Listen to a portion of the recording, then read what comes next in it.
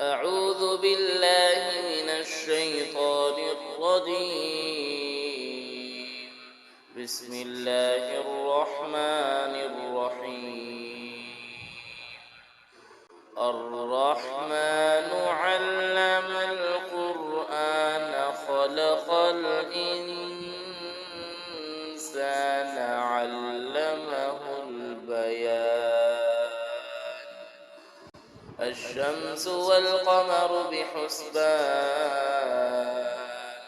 والنجم والشجر يسجدان والسماء رفعها ووضع الميزان ألا تطغوا في الميزان وأقيموا الوزن بالقسط ولا تخسروا الميزان والأرض وضعها للأنام فيها فاكهة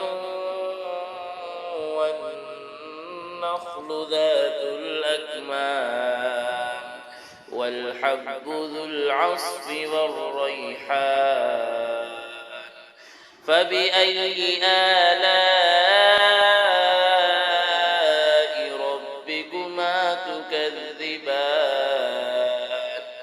خلق الإنسان من صلصال كالفخار وخلق الجان من مارج من نار فبأي آلاء ربكما تكذبان رب المشرقين ورب المغربين فبأي آلاء ربكما تكذبان مرج البحرين يلتقيان بينهما برزخ لا يبغيان فبأي آلاء ربكما تكذبان يخرج منهما اللؤلؤ والمرجان فبأي آلاء ربكما تكذبان وله الجوار المنشآت في البحر كالأعلام فبأي آلاء ربكما تكذبان كل من عليها فان ويبقى وجه ربك ذو الجلال والإكرام فبأي آلاء ربكما تكذبان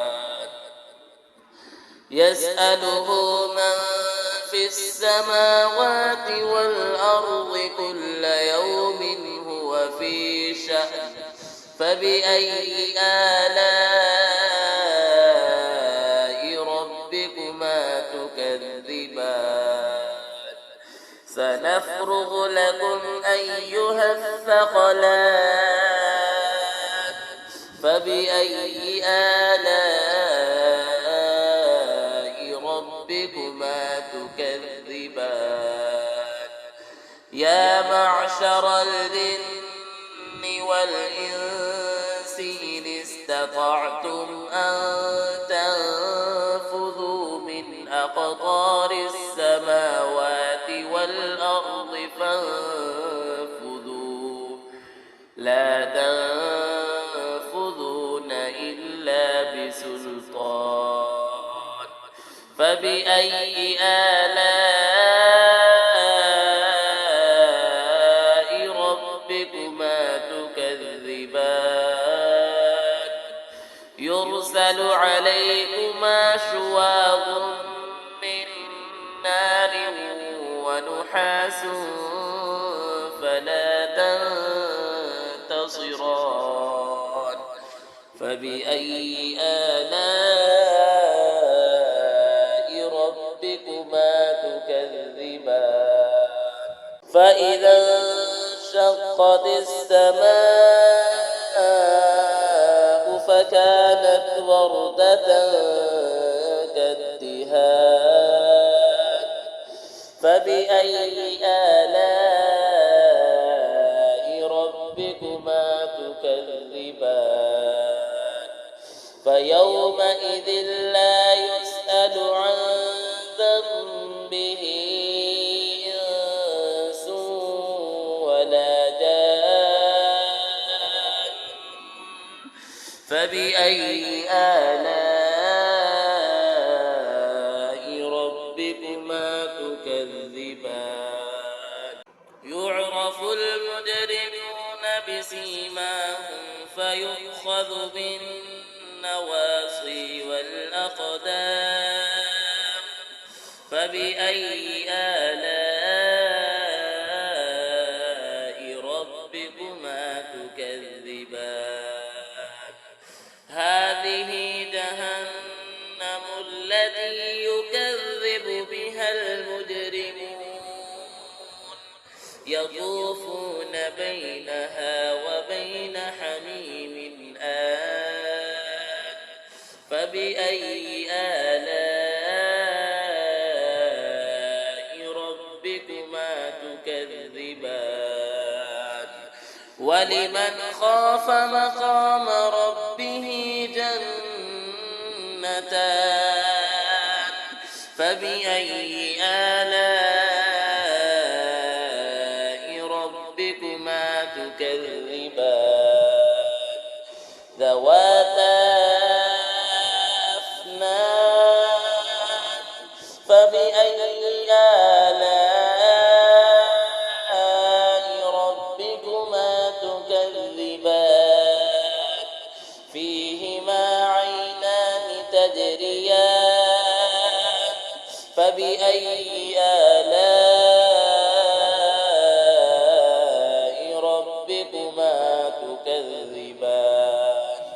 فيهما من كل فاكهة زوجان فبأي آلاء ربكما تكذبان متكئين على فرش بطائنها من استبرق وجنى الجنتين دان فبأي آلاء ربكما تكذبان فيهن قاصرات الطرف لم يطمثهن إنس قبلهم ولا جان فبأي آلاء ربكما تكذبان كأنهن الياقوت والمرجان فبأي آلاء ربكما تكذبان هل جزاء الإحسان إلا الإحسان فبأي آلاء ربكما تكذبان ومن دونهما جنتان فبأي آلاء ربكما تكذبان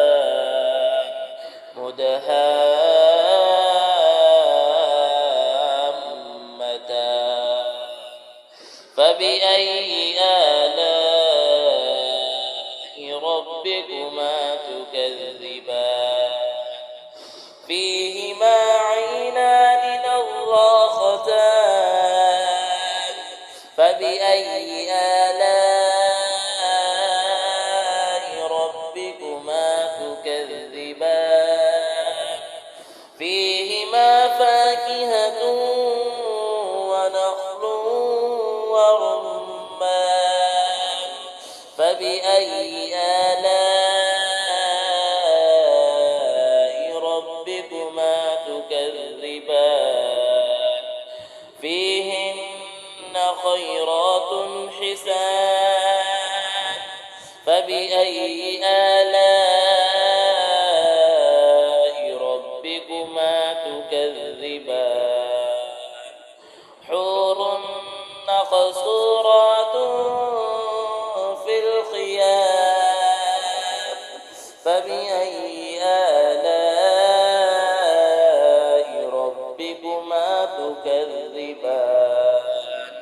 لم يطمثهن إنس قبلهم ولا جان فبأي آلاء ربكما تكذبان متكئين على رفرف خضر وعبقري حسان فبأي آلاء ربكما تكذبان تبارك اسم ربك ذي الجلال والإكرام صدق الله العظيم.